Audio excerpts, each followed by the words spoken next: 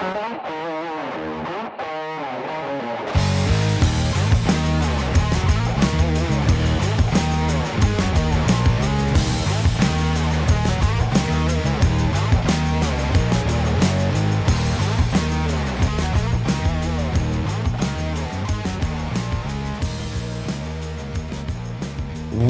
is going on, everybody? How you doing? Welcome to another episode of Talking Buffalo, your weekday daily driver for Buffalo sports talk and more. My name is Patrick Moran. Thank you so much for watching, for listening. However, you are consuming this podcast. It was an incredible week last week, so thank you so much for that. Big thank you as well to sponsor for today's show, the law office of William Mattar. Heard in a car, call William Mattar, 444-4444. Call William Mattar today to get the compensation that you deserve.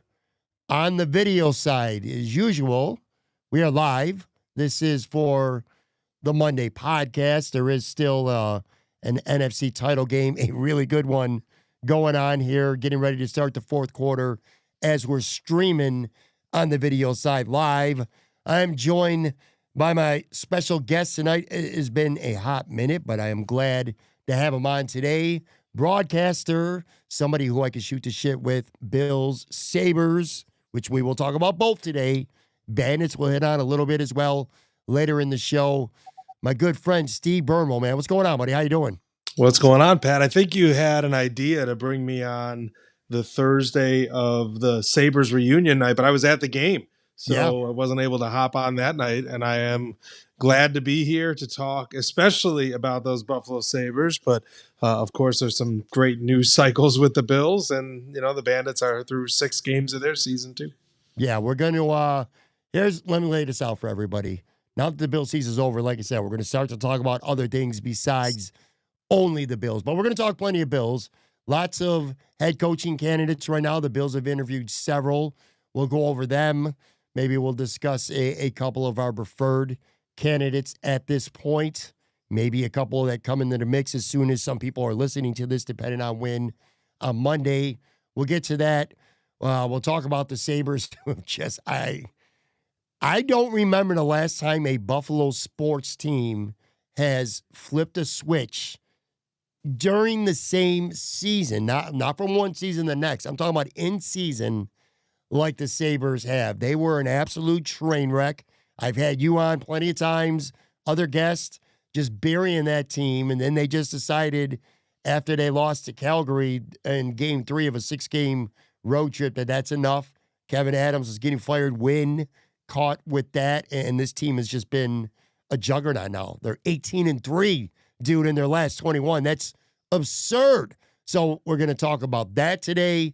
Like I said, Steve covers and broadcaster for the Bandits. So we'll hit on that a little bit later in the show. Big thank you to everybody who's starting to come in on the live. Always, I appreciate you guys. But before that, I don't know how you feel. I'm going to tell you how I feel right now, though, about what I've seen here on Sunday. And again, this has nothing to do with the Bills, but start of the fourth quarter, as we're recording this, Seattle's up 31-27. Just want to point that out. The earlier game, New England at Denver, of course, I'm talking about. I'm mad at myself, and I'm mad at last week. I said that I was not going to watch this game. Once the Bills lost to Denver, I said I'm done with the NFL playoffs. I am not going to watch the AFC Championship game. I said that all week long. Woke up on Sunday feeling that same way. Sure enough, I started watching the game, and it made me mad. It made me mad, and if you're a Patriots fan or if you're a fan of any other team than the Buffalo Bills, you're going to make fun of people like me. I accept that. I understand that. Spoiled milk, bitterness, whatever you want to call it, Steve, knowing that last week was the AFC Championship game as far as I was concerned, and we saw it today. The Bills absolutely would have rolled the New England Patriots. Of course, we'll never know, and if you're a Patriots fan again, you're going to be like, you're whining again. The New England's road to get to the Super Bowl is unlike many that I've seen. From the regular season of course, into the playoffs. They play the Los Angeles Chargers, playoff Herbert in round one, and with no offensive line. Both their tackles were gone. Then they play Houston without Nico Collins. And C.J. Stroud had one of the worst games I've ever seen a human being play at quarterback. And then this game, they get to Denver on Sunday, and no Bo Nix. Bo Nix gets hurt, not in the first, second, third quarter, or even the fourth quarter of the Bills game. He gets hurt in overtime. So he's out, and Jared Stidham, who played like you would expect Jared Stidham to play, and bam, the Patriots are in a Super Bowl, and you go back. Drake May, dude, was 10 of 21 for 86 yards today, and he was sacked 5 times, and he had a 58.8 passer rating. He's going to the Super Bowl, and sure enough, the internet's blowing up with how Drake May got to the Super Bowl for Josh Allen.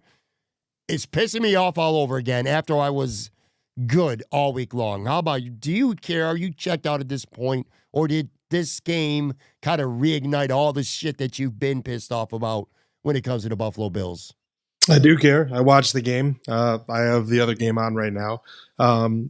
The same feeling I think we had last year, and forgive me because I couldn't even tell you who played in the conference championship. I just remember feeling like the Bills would have given us a better game than we got, or would have at least showed up.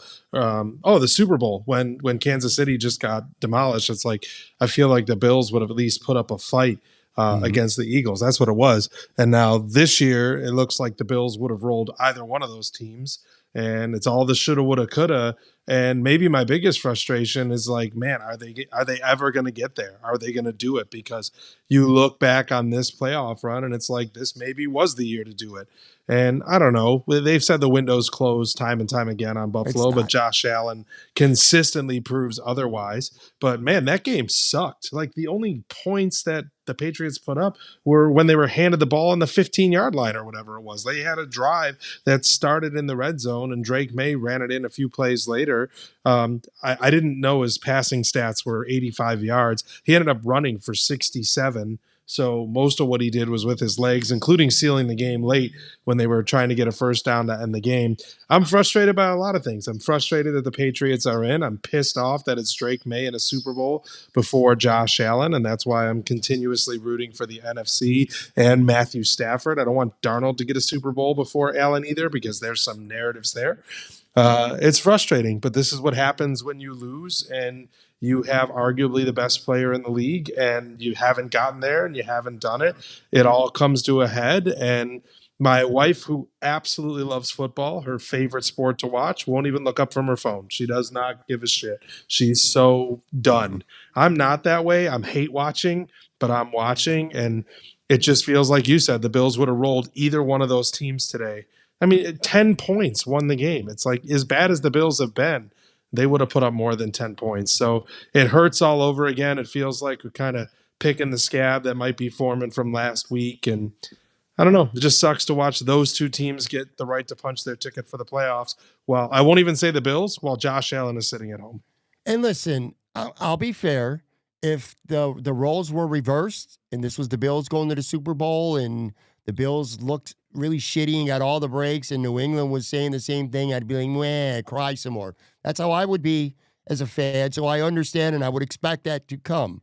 I am being objective, and I'm being honest with you. And this goes back before the playoffs, Steve. Week 18 against the Jets. You can find my receipts on Facebook, or you can find them on Twitter. We knew it was going to be either New England, not Denver, because they were going to have a bye. It was going to be New England, Jacksonville, or the winner of the Baltimore-Pittsburgh game. And I would have bet my life it was going to be Baltimore. I did not even think Pittsburgh was going to win that game. I said I was rooting for the Jets. I was rooting for the Jets. I said that before the game because a Bills loss would have guaranteed them the 7th seed and a first-round matchup in Foxborough against the Patriots. I literally went into that game rooting for the Jets. 3 minutes into that game, I was like, there's no way on earth the Jets are going to beat the Buffalo Bills, even the backups. I knew that instantly, but prior to that game, I was rooting for the New York Jets specifically for that reason. It was always the most favorable matchup for the Bills. I thought Jacksonville was the worst matchup for the Bills, and the Bills pulled that out. I thought Denver was a coin flip And it was a coin flip, essentially. Of course, it didn't go the Bills' way, and they're out. But that New England game was the game that I wanted the entire time. And one last Drake May thing, because again, I'm kind of clapping back a little bit, and I'm also a little bitter and angry about it as well. But this dude, in 3 playoff games, he averaged 224 total yards per game, and he ran for a lot of those too. 224 yards per game over 3 games, 4 touchdowns, 4 turnovers, and they punted 19 times. They punted 5 times in this game against Denver. With a backup quarterback, giving them a lot of chances, they punted 5 times. The Bills, well, they kept turning the ball over. So they didn't punt last week. But the Bills literally didn't punt. That's the end of my New England hate. But what I'll ask is this. New England leapfrogging the Bills and doing this and getting to the Super Bowl, does it have you thinking, well, 2 parts. Does it have you thinking about this last handful of years and all these opportunities where the Bills have been at the party? The piñata's been swinging, and the Bills have had whacks at it, and they couldn't break it. But they've had crack after crack after crack. It almost feels worse. Like all these years, the Patriots went to the Super Bowl 90 times, dude. I don't care. There hasn't been a rivalry. We weren't that good. But now they leapfrog a good team, and they get there. Now it gets me thinking about their failures even more, the Bills' playoff failures. And also, I don't know what your reaction was in the moment. I want you to tell us now, but your reaction at the time to Sean McDermott getting fired, and has it changed over the last week now, almost 7 full days later, seeing this play out the way everything's played out, including New England going to the Super Bowl? I am not surprised they fired Sean McDermott. This year may have been a year that feels weird to do it, but you know, if the thought is this team hasn't made a Super Bowl despite all the things, despite Josh Allen, despite, strong defenses over the years. I'm not saying this year in particular. The fact that they've never made the Super Bowl in all the years that he's been here, keeping him around, you could argue was, status quo, I guess. Let's not change anything and expect a different result. How it went down, of course, always going to have people scratching their heads now. For sure. And you have to see where they go from here. Like I know we'll talk about head coaching candidates, so I'll save that. I'm not surprised that they fired Sean McDermott. You watch how these playoffs are playing out, and it's even more frustrating that they didn't find a way to win. I don't know that's on McDermott's head, but one thing you could maybe look to, they were putting pressure on Knicks all game long. And then they get the lead with, 4 points with 4 minutes to go or whatever it was. And they stop sending pressure. They start dropping into the shell. And on the first play, it's like Cortland Sutton for 20 yards, who just gets in front of like the 3 high safeties. It's like, what are we doing? You have for the entire half been sending 5 at Knicks and disrupting him. Even if you're not sacking him, he's been throwing the ball all over the place. He's not comfortable back there. And then that entire drive with 4 minutes to go in the fourth quarter, he picked them apart because they changed the approach. How does Dane Jackson not have help in that situation? How does Darnell Savage not have help in those situations? So, I could talk out both sides of my mouth. Like I thought McDermott had a really good year coaching, but things like that and the entire resume makes me say I'm not surprised that they moved on from him. I think the results between the Bill, so losing to Denver in itself, that was the end. It was the end, and I thought it was the right call immediately. I didn't love, and I've been very vocal about it, I didn't love the way it was handled. I still think they blundered that in a lot of ways, from the typo in the statement and not correcting it, waiting a little longer maybe than they should have. I understand it takes time for a social media team to put together a nice tribute video, but they could have put up a couple photos, some kind of thank you. That took too long. Of course, the press conference, all that stuff, whatever. I also think, all due respect, if you're watching this show and you're one of them assigning some lunatics out there that are, they want Sean McDermott to get reinstated and all this stuff. I'm like, come on, man, what are we doing here? But right. Here's what I'm getting at. I think over this past week, between when something happens, you knee-jerk react. You're like, oh my God, Sean McDermott got fired. But hold on, what? Brandon Beane didn't? What are you talking about? The anger from that, I get that. I kind of felt that way At least on Monday and Tuesday, I did. I really did. As this week has went on and I've settled into maybe being less emotional and just thinking about things, I come to a place where Sean McDermott needed to get fired. And then, late last week on the show, a little shameless plug here, I had Tim Graham on Thursday's show, and then I had Tyler Dunn on Friday's show. And the conversations that I had with both of those guys really settled me into the fact that this was the right move. It had to happen, especially with Tyler. And I know there's a lot of people that, just think that Tyler hates Sean McDermott and has had a grudge against him since 2023. But if you listen to that show and some of the points you just brought up, and I agree with you fully, there comes pivotal points with the Bills. The reason why New England won this game Sunday, forget about it's just when they had to D up and make a play. Vrabel coach better. They just did. They didn't make any of those big, what are you doing? I'm not talking about the offense. We know what Josh Allen, the mistakes he made and what he did to make up for it. We already know that. I'm talking about purely the defense here, okay? Whatever they did through three quarters, I'm not talking about that either. The Bills did still score 30 points in that game, 27 late in the fourth quarter, okay? You can win that game against, Bo Nix is not Joe Montana. You know what I'm saying? You should be able to shut him down. But it comes to those, and you brought it up, and you're so right. Those pivotal moments, that 3rd and 11, they bring 7 guys up. They show blitz. This is the time you would think he would learn from his mistakes. Tyler was talking about this Friday. Let's be aggressive. Let's go for it. Let's get it. Let's bring the heat. And if he beats you, he beats you. They don't. They just back off into a soft zone with a front four that is not, they did not sack Bo Nix once the entire game, and he finds him in his zone. Then you brought up the Dane Jackson thing.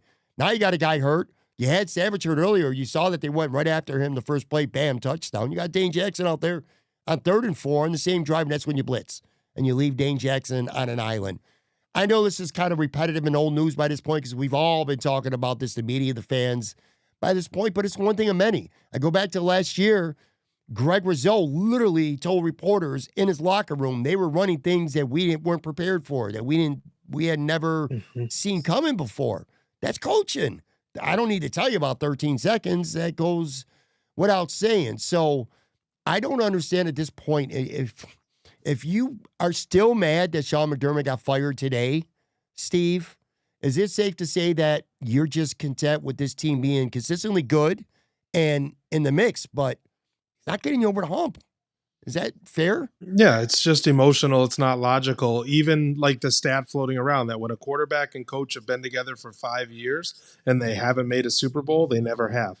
Now, could the Bills have broken that? Sure. But did they? No. I mean, 8 years, right? From 2018 till now, and a whole lot of successful years and AFC championship games. And at some point, you have to change something. You would literally say, the definition of insanity is doing the same thing and expecting a different result. And this is a change that emotionally hurts all of us. I mean, Sean's in the Hallmark Christmas movie, and 6 months later, he's fired. Life comes at you fast. It's not even 6 months later from the time it dropped, but yeah, life comes at you fast with that. But ultimately, you talk about results, and they haven't been there. You have arguably the best player in the league. In this league, excellent quarterbacks at least make Super Bowls, if not win them, and he hasn't. And there were some incredibly egregious decisions that McDermott made, the 13 seconds. I've said it so many times, if they would have, on the play that Kelsey ran down the seam, if they would have intentionally tackled and held every receiver and accepted the 5-yard penalty and a first down, you'd have forced a Hail Mary. That's high-level coaching, and I've only ever played in Madden. I don't know anything about it, but that's the kind of stuff that you do. You purposely take a safety, or you have a quarterback run around for 5 seconds before he throws it away, those kinds of things. And you were talking about the game today, and I thought Vrabel coached better in the weather than Peyton did. When Peyton didn't take the points, with it only going to be tougher to score, I felt like Peyton made a mistake by not taking the points that were available to him when 3 points were there. So there were more egregious issues in the past, but all of those are not forgiven when here we are in the year 2026 and they still can't get over the hump. And there's things you can question about scheme or even play calling. And I know Babich is the defensive coordinator, but McDermott has always had his hands all over play calling. And once again, Josh Allen leaves the field with 4 minutes to go in the lead and doesn't win, and then still manages to get to overtime And I'm not excusing the turnovers, but Allen, he pulled that rope so hard in the end, and the defense let him down. I'm not going to sit here and say I would be lying if I said I predicted that Sean McDermott was going to get fired. But I will say a couple weeks ago, I did say I wonder if the Bills get eliminated and if New England, who leapfrogged the Bills during the regular season, gets to a Super Bowl, will that be what pushes Terry Pegula to fire Sean McDermott? The answer, of course, was no, because he didn't wait to see if the New England Patriots won. They fired him last Monday. I just feel like New England getting to the Super Bowl, to me, that might serve as the people who still think Sean McDermott deserves to be head coach of this team. And I love Sean McDermott. He did a lot, and I know you feel the same way too, dude. He did a lot for this organization. He grew as a person. He changed the culture of this franchise. He did a hell of a lot, and I think he'll always be thought of extremely fondly in Buffalo now, and especially in the years that go by. But like Tyler said on Friday, it's just time. It was probably overdue to get rid of him. One last thing about that. Then I want to talk about the Bills head coaches or potential new coaches here.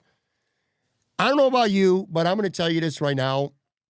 I think in my lifetime, and I'm older than you, I don't know that I've ever watched the championship of a major sporting event where I am going to root harder against a team in my life than I am on February 8th when the Patriots play either Seattle or the Rams in the Super Bowl, regardless of whoever wins. Again, we're streaming now as that game's still going on. The thought of them winning, the thought of them being in the Super Bowl already makes me nauseous. The thought of them winning the Super Bowl might put me in the hospital. Yep. The thought of them winning it, the thought of Stephon Diggs hoisting a Super Bowl trophy, it just is something I cannot stomach. So I will be I will root against New England as hard as I would have rooted for the Bills to win a Super Bowl. I honestly feel that way. And I've been thinking, I'm like, the only thing in my lifetime that I think maybe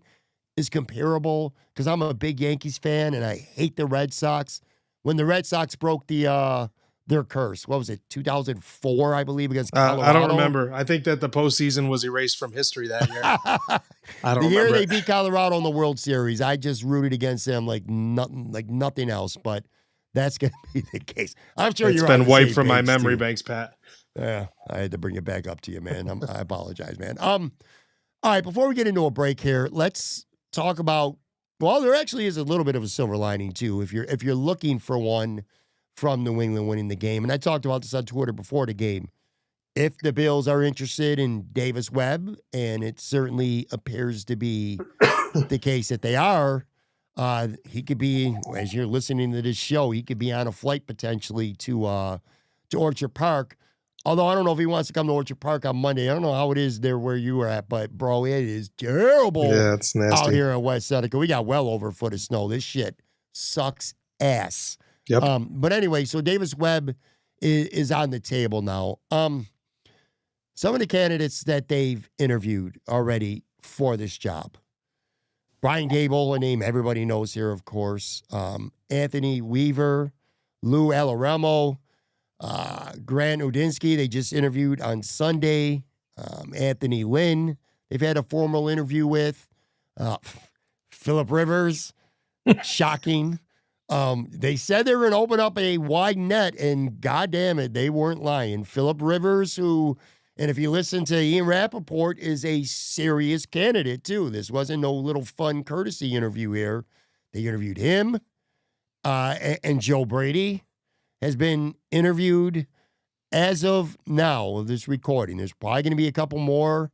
I had to look it up right before we went on the air. If Seattle loses this game, no big. If they want to interview Klint, Kubiak, if Seattle loses, of course, then it doesn't matter. If Seattle wins, my understanding is, from what I've looked up and been told, they can interview him, but only virtually this coming week during what would be Seattle's bye week. So they could still talk to Kubiak. I'm sure they're going to talk to Webb. So they're not done talking to people right now. They've talked to a lot of people. I'll just get, I guess, right to the point. Do you have a personal favorite or a couple personal favorites right now based on this list? And I don't know, just what are your thoughts right now? It's a pretty kind of like eclectic group of experienced, not experienced offensive guys, a couple defensive guys. I have a potential surprise for you, but what do you think? Who are you preferring right now, and just what are you thinking with this search? I think it has to be someone that's still coaching, or I think they would have made a decision already. I think they're doing these interviews as diligence, but I think that it's going to be someone that is still coaching like Kubiak, just because I think they would have made a hire already. I saw someone in the chat talk about Mike McDaniel. I think that undoes the culture that McDermott built for all That's not these years, and I happening. understand his hat's kind of pulled from the ring Yeah, anyway. he But already pulled his hat, and that was not everybody going was to all happen excited at the anyway. prospect of his offensive genius, and I'm like, the guys don't respect him. His shtick wears off real quick. I think he's a dweeb, but watch, he'll be the next coach or something. I don't mind the idea of Kubiak. I do like the idea of an offensive coach. You've had the defensive coach, and your defense has continuously let you down. You haven't had an offensive coach, and Allen has dragged the offense anyway. I don't know if I'm going to tell you that I prefer Daboll because I've already accepted it. I think that's a real candidate. What I'm excited about with that is Allen was great under Daboll. Daboll knew how to unlock and use Allen to get him at his best, and I'm okay with that. So if it is Daboll, that's fine. I don't think I want Joe Brady. We've had countless conversations about the bubble screens, and just I feel like he doesn't know how to utilize Allen correctly. And let's be real, the most important thing that a coach has to do coming to Buffalo is utilize Josh Allen. Or whether I know he can kind of do it on his own, but if they can if they can push Allen to another level, which I know he already plays at an incredibly high level, this team will win a Super Bowl. And that might be Kubiak, that might be Daboll, that might be Joe Brady. I don't know. But ultimately, I don't know if I'm just conceding in my head that it's going to be Brian Daboll, but I think that's where I'm landing. Let's do this because we got to take a quick break. I'm going to take a quick break, like literally 5 seconds on the video side. When we come back, a little bit of a set something up for you here. I'm going to tell you why I somewhat disagree with what you said. And then I'm going to give you a name among that list that ain't nobody talking about that I kind of think maybe they should be. So be right back after this quick break.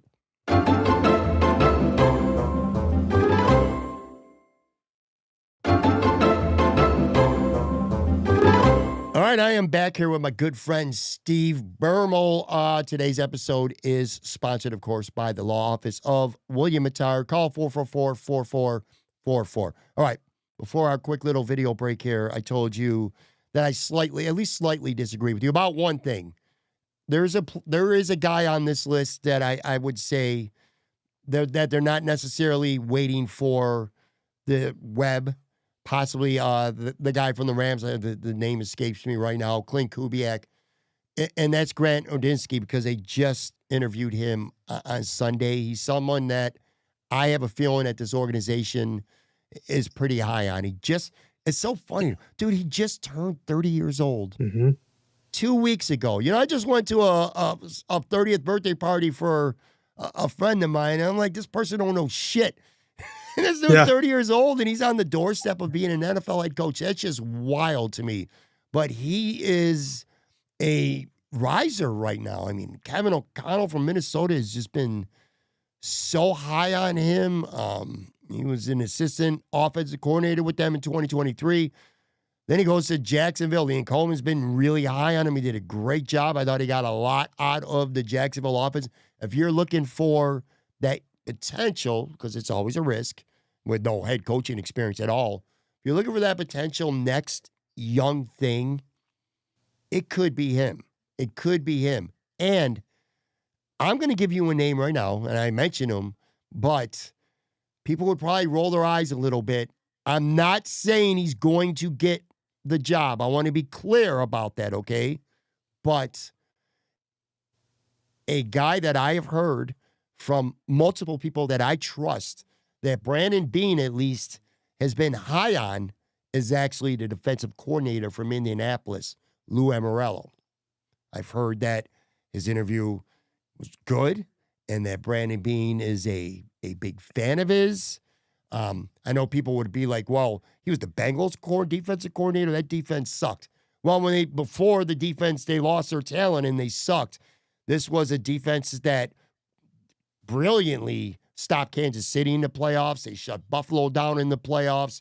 He's been a really good, and he's an aggressive matchup coordinator. I've talked to a few Bengals, actually media people, about him, trying to learn more about him after I heard what I heard about Brandon Beane. Again, I'm not saying he's going to get the job.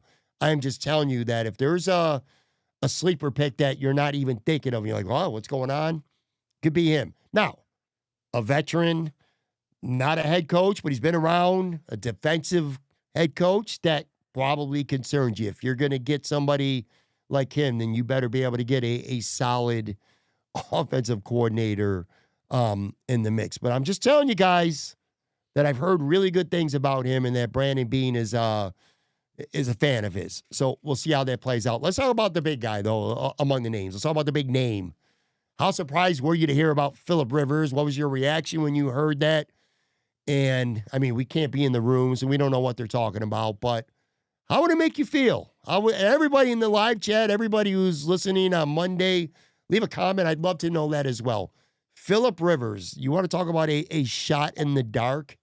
How would you feel about Philip Rivers, Steve, being the next Buffalo Bills head coach, or at least somebody, on the staff at the very least? I kind of crumbled it up and threw it away as soon as I saw it. Really? I can't imagine handing the keys to someone with no coaching experience. Like, I understand he's an expert in the game, and like watching him come back even at his age and call an offense. I understand his success as a high school coach. I just don't know how you hand the keys to this franchise to someone with no NFL coaching experience. I understand that being a quarterback is valuable, but players to coaches does not always work out. And I just don't think you can afford to test it out. Let's see how this works. I think at least even if it's a first time head coach, someone that's a coordinator, they've cut their teeth some, right? Like, they've got some experience. And listen, anytime you've worked in a job, the person that you report to, I guarantee you're like, I would have done this differently, or I could do this better. And that can be what allows coordinators to elevate to head coaches and maybe do a good job, because maybe they're telling the truth. There are some things that they could do better. I don't know that Rivers has that experience. Like, maybe he thinks he could do better than his OC at calling a play or something. I don't know. I just don't think you can hand the keys to, let's be fair, a successful organization like the Bills are right now, to a completely unproven coaching-wise person. Like, there's just no track record to know. I don't think you can afford to have some trial run with Philip Rivers. 2 times, he would be the third. 2 times in history, a player or former player with zero coaching experience, literally at all, at any college or professional level, got the job. Jeff Saturday with Indianapolis, and that was a disaster. Mm-hmm. I think it was Norm Van Brocklin was the other one. I'm intrigued. I'm not going to lie about that. I'm intrigued. I guess for something like that to even potentially happen, and I mean potentially, and I don't think it's going to, well, I shouldn't say that. I don't know. He would have to have an absolutely proven, experienced offensive coordinator and a proven, experienced defensive coordinator. He'd have to be what Mike McDaniel is literally not, a leader of men. That would be, get the most out of Josh Allen. And look, you're not going to, how much more can you get out of Josh Allen? Get him to cut down the mistakes. Joe Brady did that last year. He was the NFL MVP. All right. It's about getting the other team in the big moments to be at their best when the games matter the most, which is kind of funny in a way, but it's not entirely wrong. Mike Hartle in the live chat said, has Rivers ever won anything?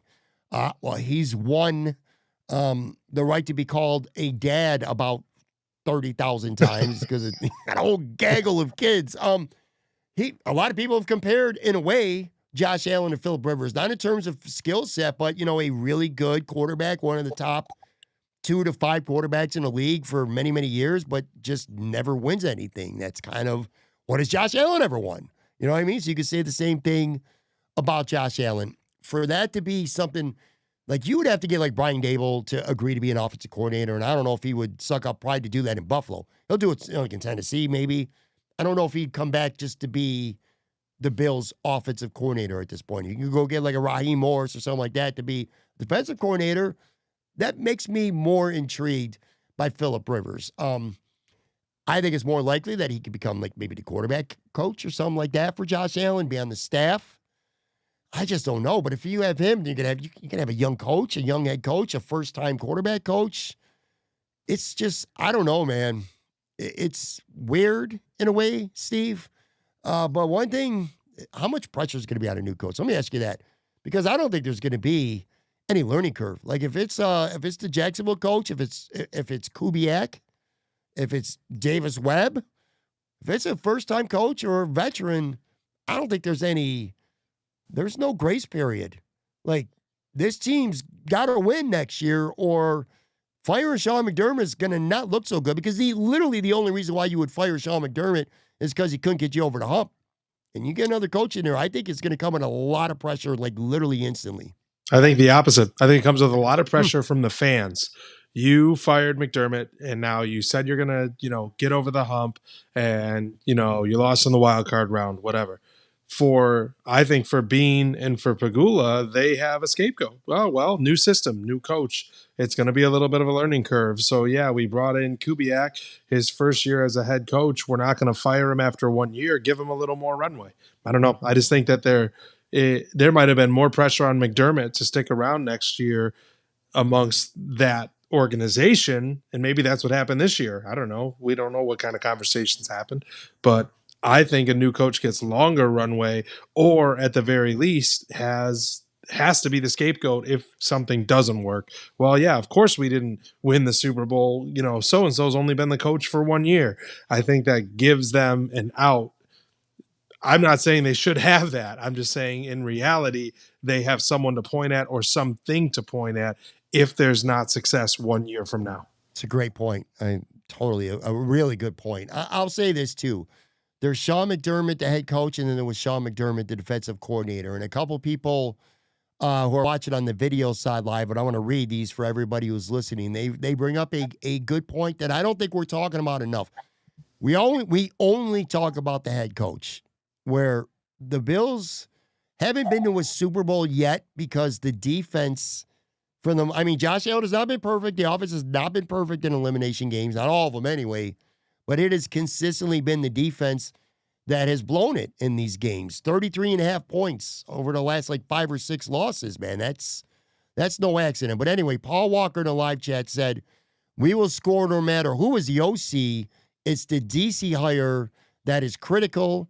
And Bills Mafia 0566 says, you fire McDermott because of repeated failures on the defensive side of the ball in the playoffs. Along the same point, but that is... That's accurate. I'm not going to sit here and tell you that I know a whole shitload of really good defensive coordinators that could be there for the taking, or what these potential head coaching candidates, which is something that we don't know, Steve. If you want to say, hey, do you want Davis Webb? Or are you more interested in Kubiak? Or are you more interested in Daboll? It would be nice if we could know who are they going to bring in.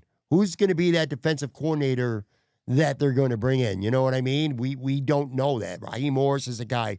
Al Harris from Chicago is a guy I hear kind of a lot about. Jim Leonard, he played for the Bills for a while. Denver coach. Gus Bradley, he's with Frisco right now. He could become a defensive coordinator. I don't know.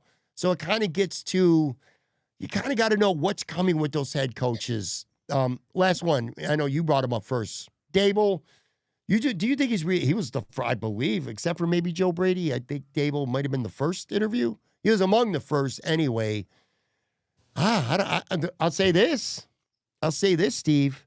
If he interviewed first and they've interviewed all these other guys and they're going to still be talking to more people, and Tennessee, and I think maybe it was the Raiders who were interested in him as an OC, he hasn't taken another job yet. That tells me that as far as he knows, he's not out of the running to be Bill's head coach.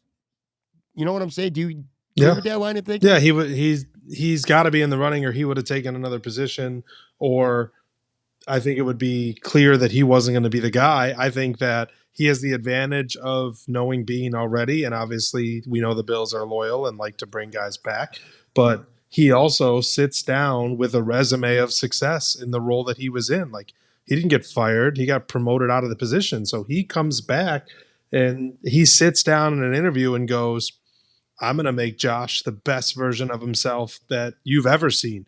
Like, now I've learned some more. He's more mature, whatever you want to say. Remember when I was here, Josh was excellent. We're going to do that again. And that's pretty easy to sell. I mean, that's got to be easy for Bean and Pegula to agree to when you know, he's not guessing. He's not coming in hoping to prove that he knows how to coach Josh Allen. He's done it, and that's huge. Last thing about circling back to Brian Daboll, a couple more comments. Diving Pickle said Josh's best passing season was under Daboll in 2020. It absolutely was. Again, the reason why the Bills have not gone to a Super Bowl yet is not because of Josh Allen. It's because the defense hasn't made stops. And I'm going to keep beating that drum. That's not me saying I need a defensive head coach. We just had one. I need to get a coordinator who's going to do the right thing at the right time. And then Kevin, in the live chat, Kevin Hart said Daboll's getting his staff together. Could be. I mean, hey, we don't know. Gun to your head. Sunny Reds just called into the show. They just called me on my cell phone, Steve, and they said, you know what? Pat and Steve, tell me who the next head coach is going to be, whether it's 3 days or 10 days from now. Who's going to be the next coach? And if you get it right, I am going to buy you 20 wings, a large pizza, and a pitcher of beer from Sunny Reds. Shout out to them, one of my favorite joints to go drink and eat at. But anyway, gun to your head, free food and free beers on the line. You got to pick one. Not with your heart, with your head. Who's your pick? First and foremost, that's really generous of Sunny Reds. I can't wait to have the pizza Hell of a dude. Shout out Justin Barron. Justin Barron's big shout out, man. Thank you so much. He doesn't I didn't know even hear yet, your phone ring. I didn't know they called you. That's crazy. It's on silent, bro. Daboll, I said it from the jump. My brain has already accepted it. It's not an emotional thing. As a matter of fact, it's quite the opposite. I think Daboll is less exciting or intriguing than someone like Kubiak or Davis Webb. You know, you're not bringing a young 30-something-year-old dynamo. You're bringing in maybe a bit of a retread, but that's where I'm at. I'm going to go with an upset. And it would be an upset. So maybe I could get an extra 10 wings. I'm going to say Grant Udinski from Jacksonville. That's the guy that I'm going to go with. One quick, too. Sean McDermott. Looks like he's going to be taking a year off. That seems kind of smart. Now, he's probably really, you know, this happens. He's probably worn down. He's probably emotional over everything that's happening as well. Again, the guy deserves a shitload of respect, but that seems like the right move. Instead of jumping right back into the mix, maybe you take a year off and kind of reassess where you're at. It felt like the Raiders would be a perfect fit for him. Maybe the Browns too, where he can really dig in and get that culture thing working again. But he's going to get paid. He's going to get paid to sit on his ass this year. I kind of feel like that's the right move, right? For sure. I thought the most attractive position for him might have been Baltimore.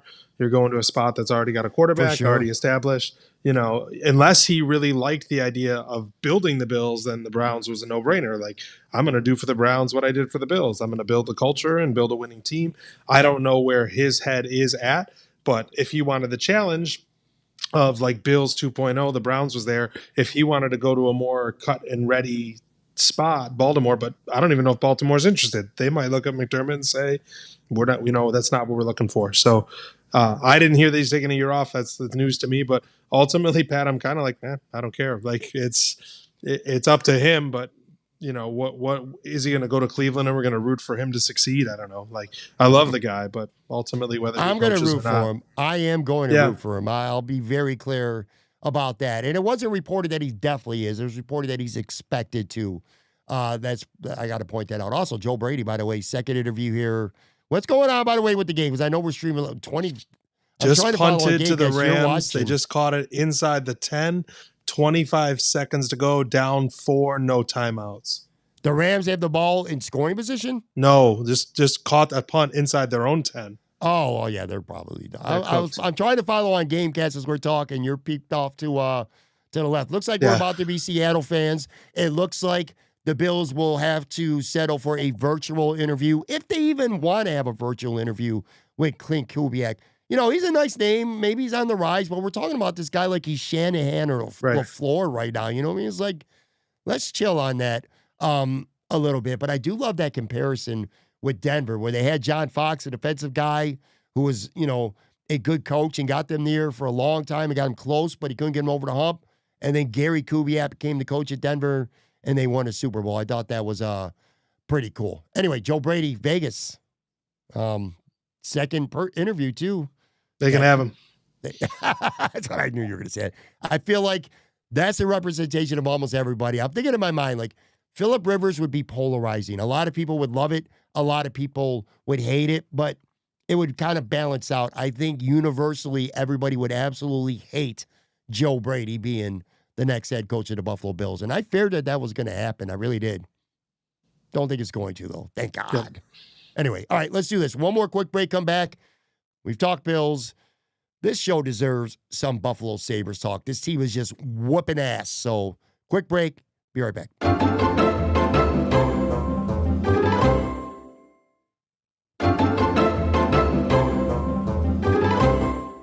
Steve, let me ask you this right now as I'm looking at the score. All right, we're good there. That's what it's going to be. So it's going to be Seattle and it's going to be New England in.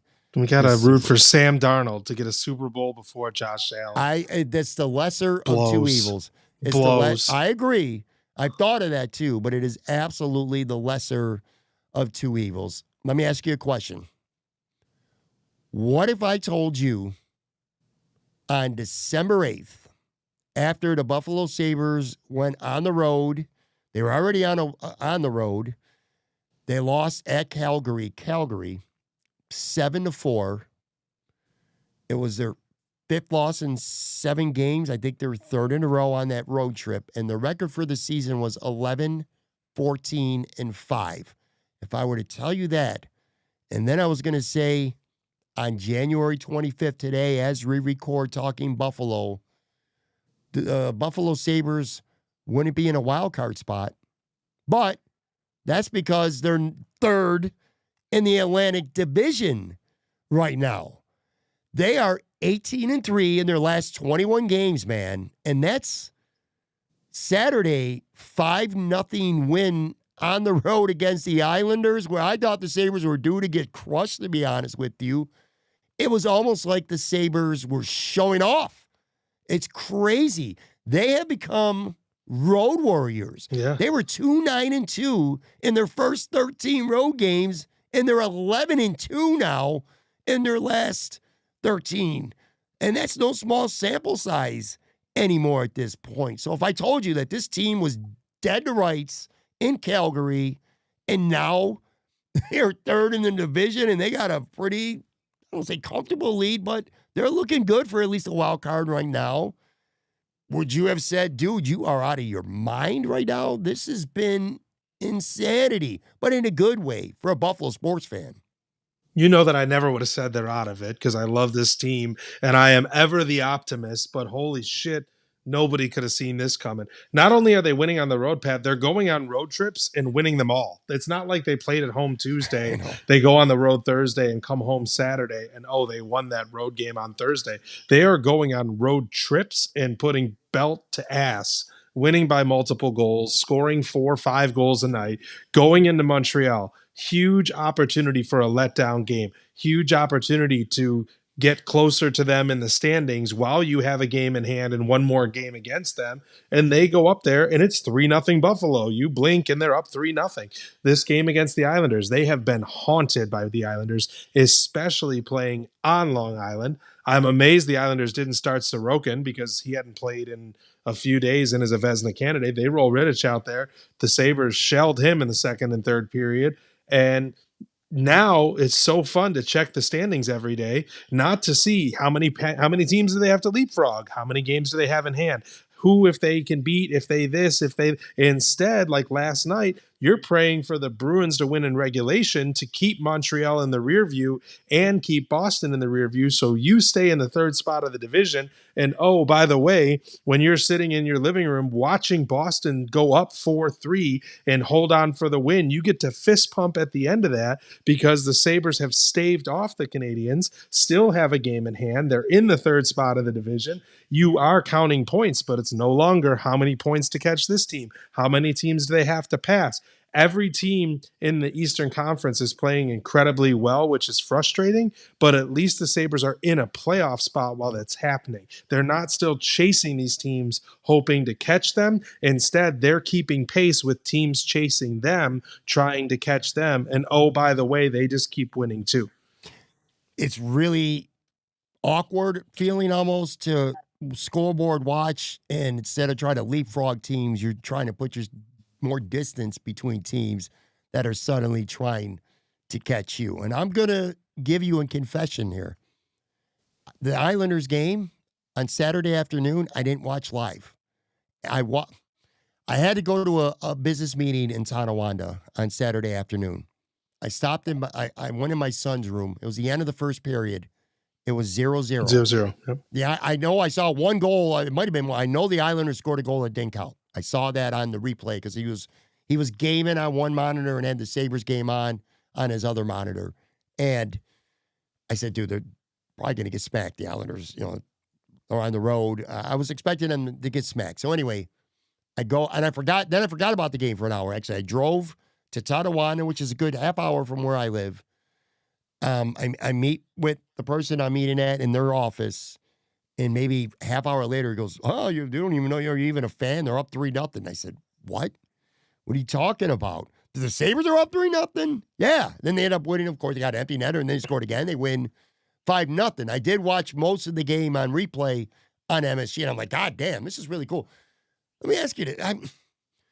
I hate to kick a dude in the nuts when he's already down. It's just like, did this team just not like and respect Kevyn Adams or something that much? I mean, make it make sense to me, Steve. Oslin's up, and he's up for good now. Elenius has been filling in nicely for now, for sure. But this is like the same core group of players. It's the same head coach. It's the same assistants. It's the same goaltender. They're 15-3 now since Jarmo took over. And they won those 3 games prior knowing that he was getting ready to take over, too. I know that for sure, knowing that he was going to get canned. How does a team turn on a switch? Was it uniting that, hey, we all got a fresh start?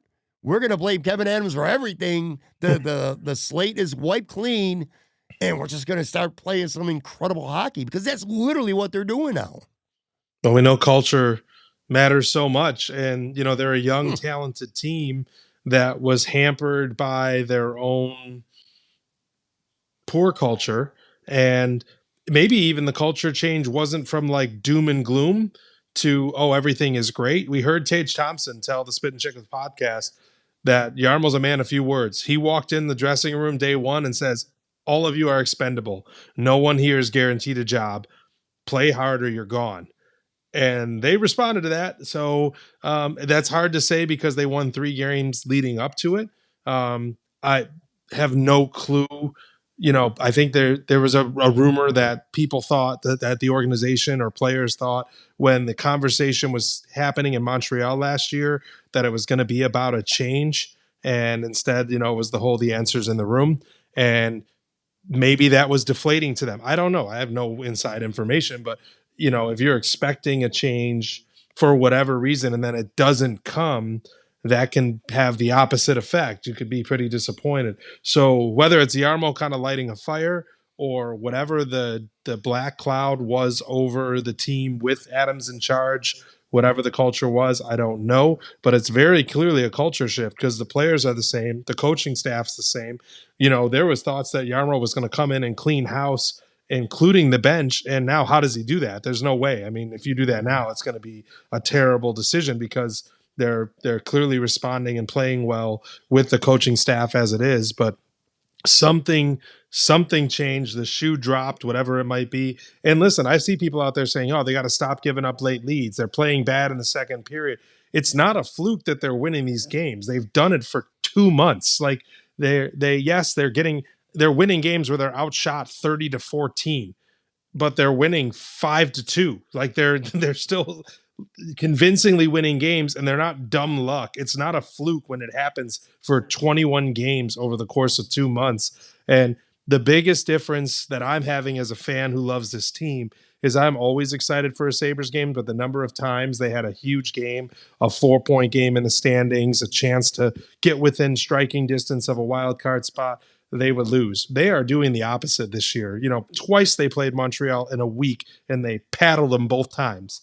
And they didn't even need to beat the Islanders. That really didn't matter in the standings for the Islanders. You're not trying to catch the Islanders. They're up in their division. And they went out to the island and absolutely mollywopped them. They cleaned the ice with their faces.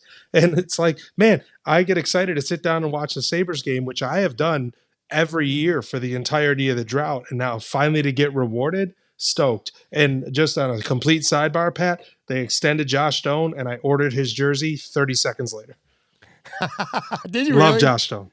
That brings up a great point. I'm going to tell you what. A comment in the live chat. Ralph Wilson Sr., he's a regular on this show, okay? He says this, I think it's tongue-in-cheek, but it's actually, I want to ask you this question, okay? He says, if this keeps up, Adams will win Executive of the Year. When that came up and I saw that live, I started laughing. That's funny. But he's not going to win Executive of the Year, but that's... Kevyn Adams right now, is probably, he's going to go down as one of the worst general managers in franchise history because of the drought. 5 years, the team felt like, well, when he got fired, this team was no better than when he found it. It's a lot better in the last 18 games since. You know what I'm saying? But here's the deal. When you look at you look at this roster and what Kevyn Adams has actually done, you start to wonder because, hey, he traded Peterka and he got the guy who you just bought his jersey 30 seconds after he signed an extension, a 7-year extension, 1.5 season into a trade. Doan, Michael Kessering, of course, which was the primary piece at the time in that trade. That's Kevyn Adams. Zuckers looked like a really good veteran free agent signing. You can even go back to the Jack Eichel trade, and you knew what you had. So you trade Jack Eichel, you get Alex Tuck, who's a good player. You get Peyton Krebs, who's an intriguing prospect who has settled into a bottom 6 player on this team, a useful player. And you're like, it's not an awful trade, but it's not really a good trade. Noah Ostlund, and then Noah Ostlund becomes that piece. Mm-hmm. And look at Noah Ostlund now. Now you got Ostlund, Tuck, and Krebs for Jack Eichel. That certainly makes the complexion of that trade look a lot different. Then, of course, there's the McLeod trade. And there's other moves that this team has made. Alex Lyon is, what's he won, 8 or 9 in a row? Something, 9 straight games. Yeah. So you look at all these moves, and it's like, well, you know what? He might have been a shit general manager, but he also deserves, like, some props. As time goes on, maybe, anyway, especially if this team breaks the drought this year, Kevyn Adams' perception might change, and it probably deserves to, right? I don't know. I manage a staff of like 17 guys. I run operations for a business in the city of Buffalo. And we're a pretty big company. We're a small business, but we do, $30+ million in sales. And I oversee the biggest department in the company. And I could have 17 excellent workers, but if I don't manage them well, it doesn't matter that they're great workers. They're not going to serve the company as best possible. Or I could have 17 guys where some of them aren't superstars, but if I manage them well, we can squeeze as much out of the lemon as possible to make the most lemonade, right? And I'm not making it about me, but it doesn't matter how good the roster is if it's poorly managed, whether that's through coaching or through management. And let's be real, the culture comes from the top down. It's not really possible for the players to set a culture that, pumps up to the top. The culture kind of trickles down from the top. And I don't know what the problem with the culture was, but it's obviously apparent that there was one.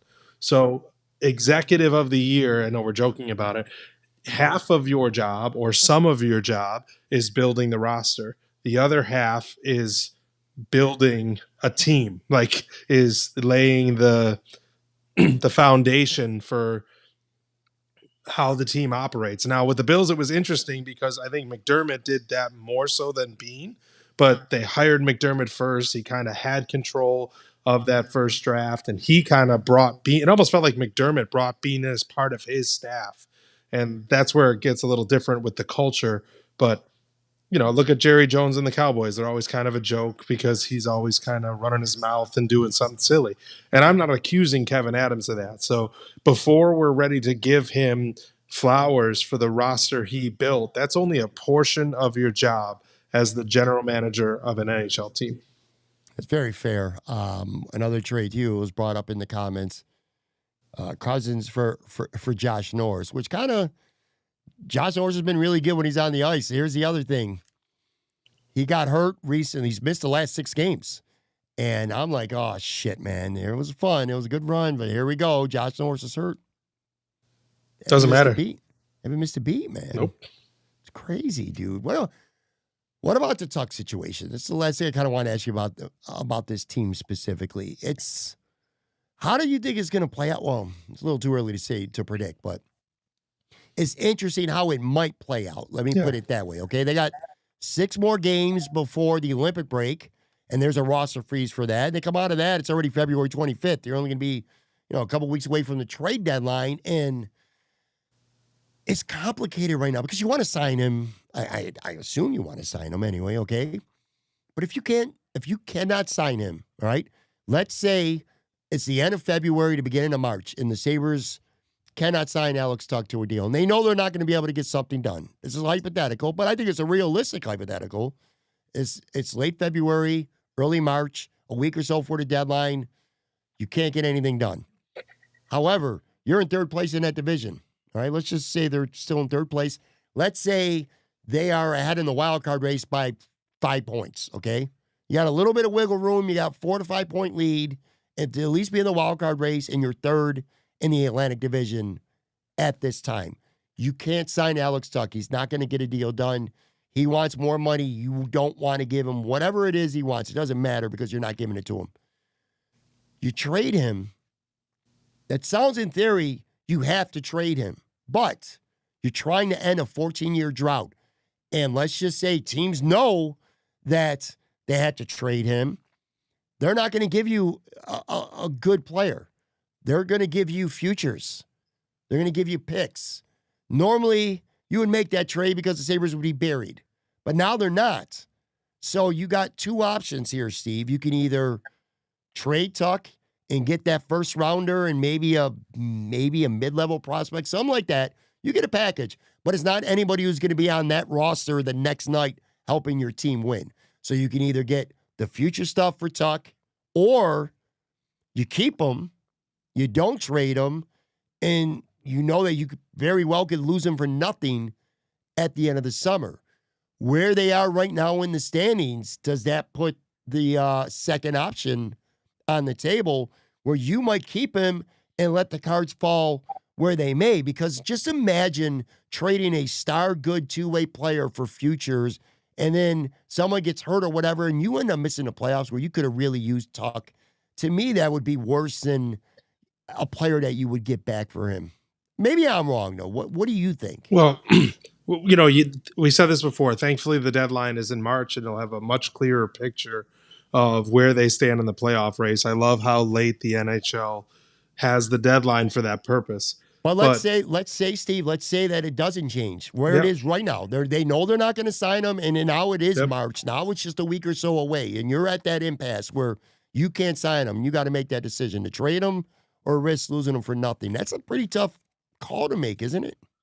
All right, would you be upset if they traded for a rental at the deadline? No. So why not just treat Tuch like a rental? Like, that's kind of where the mentality has to be. Like, it's Agreed. Poor asset management to lose him for nothing, right? Like, you never want to have a player walk on July 1st that you wanted to be on your team the following year. It's poor asset management. But it happens with rentals all the time. You find a guy that's in his 30s that's a good 2-way player that's going to help you in a playoff push. And I know it's not the case. It sounds kind of stupid because he's on your roster right now. But instead of trading for a rental in March, just have him be the rental. And if it depends on the goal too. Like, if the goal is just you have to make the playoffs this year, I don't know how you trade him. You can't. Like, he's going to be an integral part of you making the playoffs down the stretch. I think it also would hurt the team morale. Like, man, this is a guy who lives, breathes, eats Buffalo.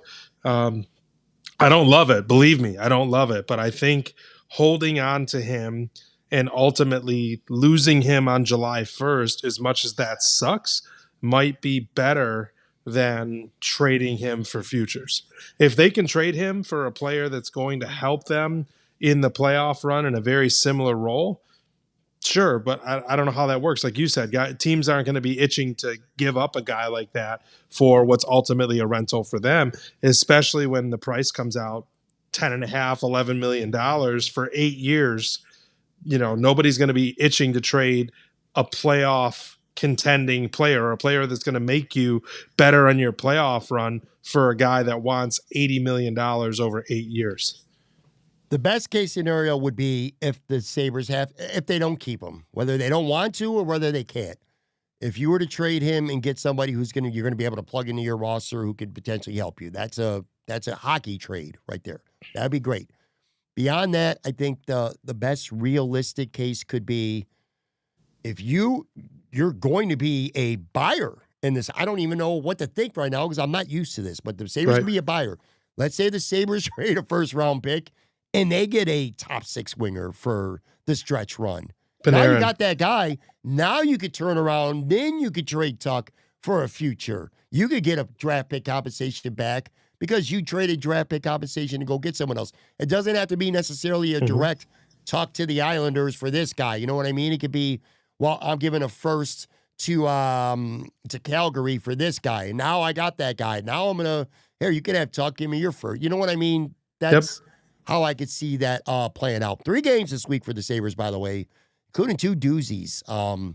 At Toronto Tuesday, the Sabres could put some distance between them with a win. They could go to Toronto. 7-2 Buffalo. Is that your prediction already? Yeah. Dude, you had that prediction gunned before I even, you had that in the holster before I even finished that. All right, so I'll take you to that or hold you to it. Tuesday, Toronto. LA on Thursday, and then tell you what, Saturday night, KeyBank Center, Montreal Canadiens. And it's at nighttime, all right? Saturday night, KeyBank Center is going to be the place to be. That arena should be rocking, and God, I am all about that vibe. I don't think I'll be at the game, but I will absolutely make sure that I'm watching that on TV. That's going to be a good week. And again, Toronto, Montreal, you stack together another good week here as they get closer to the Olympic break, and it's just going to start to feel a lot more real, man. It really is. I just can't get over how much fun this season has turned into for Buffalo, for the Sabres. Bandits, real quick here. I mean, you broadcast games, you cover the team. 2-game skid, 3-3 for the season, which I'm probably not panic. I mean, this is a 3-time defending champion. I don't want to say there's panic, but what's going on with the Bandits, man? A couple injuries. They're certainly still trying to get used to not having Fraser and Kluche on the team, but this feels eerily similar to a couple years ago where everybody was talking about like championship hangover.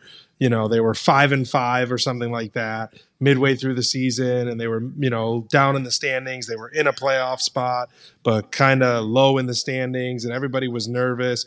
And then they just went on a run to end the year. They won like 6 straight. They go to the playoffs.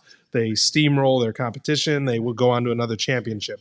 I'm not predicting the Bandits are going to do that again and win a 4th championship in a row. That's difficult to do. But also the panic level at 3-3 is at 0%. There's so much time left in the season.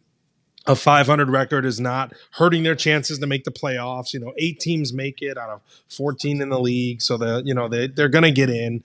And they're also not getting smacked. Like, they're losing by 1 goal. Their offense is struggling a little bit. Some of their best offensive players are struggling to score, and you can almost say that's a good thing because they're going to figure it out. They're not going out there and firing on all cylinders and losing 15-14 because they stink. Like, that's not it. They're just missing a little bit right now. I think they're going to get healthy. A couple of the guys that are hurt were possibly talked about coming back this upcoming weekend. But overall, not worried about it, not panicked. If they're 3-6 in a few weeks, then we'll be panicked and we'll see what happens from there. I just don't see that happening. A 2-game slide, sure. 3-3, sure. But ultimately, don't worry about it. Well, if there's one team in Buffalo that has earned the confidence of fans and not panic that they could get things turned around, it's certainly the Bandits. A couple quick things before we get off the air here, kind of in real time. Number one, the Seattle Seahawks, I just saw on Twitter, they're opening as a 4-point favorite against the Patriots. I'm going to give you a hot take, or a prediction, I should say. That line's going to get up over 6 before the Super Bowl. It'll be a touchdown favorite. I'm not even a gambler, but I'm going to bet my ass off on Seattle if that line is 4. I had another point. I'm just kind of throwing these darts all over the place now, here and there, because I thought about this when I was watching the game, and it kind of reflects back to the Bills with Jackson Smith and Najigba. And I'm not trying to compare any receiver on the team. I'm not saying any receiver on the Bills should be him, because they're not. He's one of the elite receivers in the NFL. But you want to talk about the Bills needing it, just doesn't have to be even him, JSN, just a really good, dependable receiver. In the second quarter, I believe it was the second quarter, 4.5, he caught a pass over the middle. Great catch. He got drilled, held on to it with one hand. I'm like, that's the kind of play that a great receiver makes. And then I think about Brandon Cooks and how he just can't.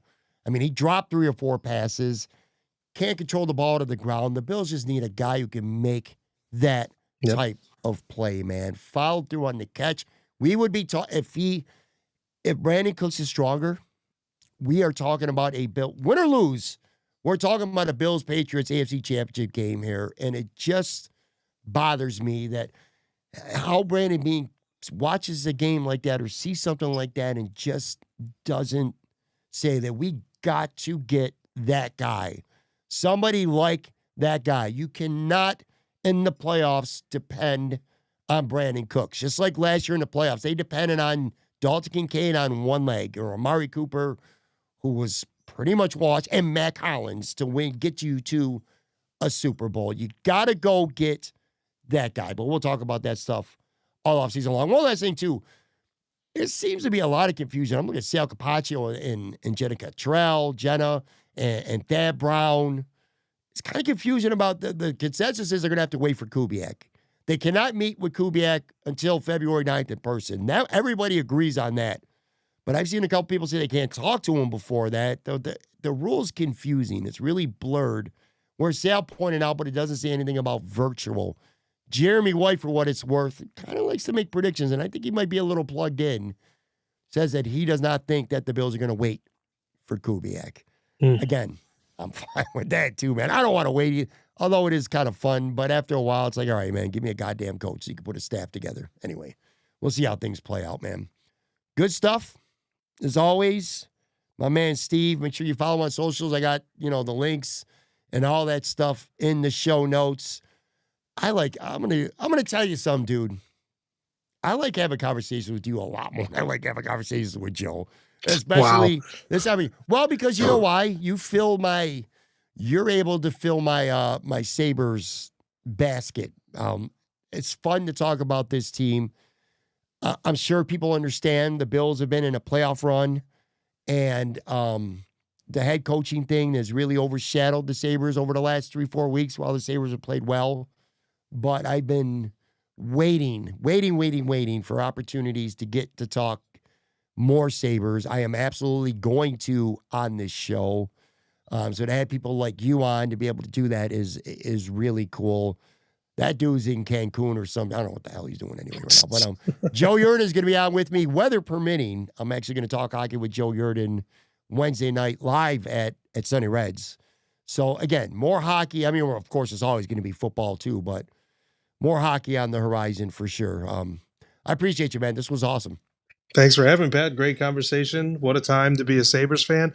And on the Bills, I kind of resolved that I wasn't going to listen, talk about, and then they fired the coach, and that reeled me right back in. So I get it. You have to talk about the Bills. It's a Bills town, but the opportunity to talk about the Sabres, I always relish in that because I love that team. And you win some beers and wings and a pitcher of beer. If they end up, Brian Daboll was your pick. Udinski was mine. We'll see if either of us end up being right. Plus, I might change my mind tomorrow anyway. Thank you so much for watching. Well over 1,100 people tuned in on the live. I appreciate you guys so much. Lance Lazowski from the Buffalo News, Buffalo Bills beat reporter, he's going to join me tomorrow, and we'll talk plenty of Buffalo Bills.